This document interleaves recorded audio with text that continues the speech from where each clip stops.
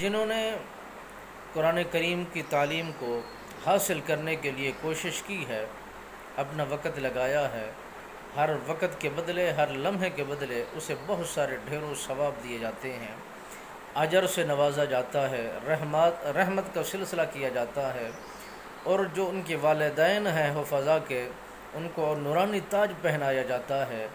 جو سورج چاند کی روشنی ان کے سامنے ماند آ جاتی ہے اور ان کی شعاعیں اور روشنیاں زیادہ ہو جاتی ہیں۔ یہ رتبہ کب ملا؟ جب ان کے بچوں نے قرآن کریم کی تعلیم کو عام کرنے کی کوشش کی ہے، سیکھا اور سکھانے کی کوشش کرتے رہے۔ جب حافظ قرآن دین اسلام کے مطابق عمل کرنے کی کوشش کرتا ہے تو مالک بے نیاز اس کے لیے آسانیاں پیدا کر دیتا ہے، راستوں کو آسان کر دیتا ہے۔ جب یہی طالب علم قرآن کریم کی تعلیم کو حاصل کرنے کے لیے گھر سے نکلتا ہے، عرش کے ملائکہ اس کے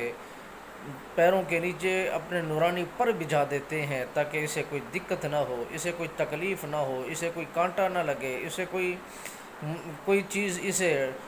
چھوئے نہ اور کوئی چیز اسے تکلیف نہ دے۔ عرش کے ملائکہ اس کی حفاظت کے لیے مالک بے نیاز کی طرف سے دیے ہوئے احکامات پر وہ عمل کرنے کی کوشش کرتے ہیں۔ تو دنیا کے اندر جنہوں نے دین اسلام کے ساتھ تعلق کو مضبوط کیا ہے، اس کی خدمت کرنے کے لیے، اس کی زندگی کی برکت کے لیے عرش کے ملائکہ دعا گو ہو جاتے ہیں، اس کی بقا کی خاطر، کامیابی کی خاطر مکرم ملائکہ بارگاہ خداوندی میں عرض و گزار کرتے ہیں کہ مولا یہ تیرا بندہ ہے، تو اس سے پیار کرتا ہے، یہ تیری کلام سے پیار کرتا ہے اور تو اس سے پیار کرتا ہے،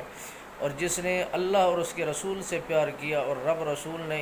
ان سے پیار کیا، بس وہی انسان کامیاب ٹھہرا، وہی انسان دنیا کے اندر افضل و اعلیٰ بنا، اور اسی کی قدر و قیمت کی جاتی ہے، اس کو اہمیت دی جاتی ہے، اس کا وقار و معیار رب کے حضور بہت بلند و بالا ہے۔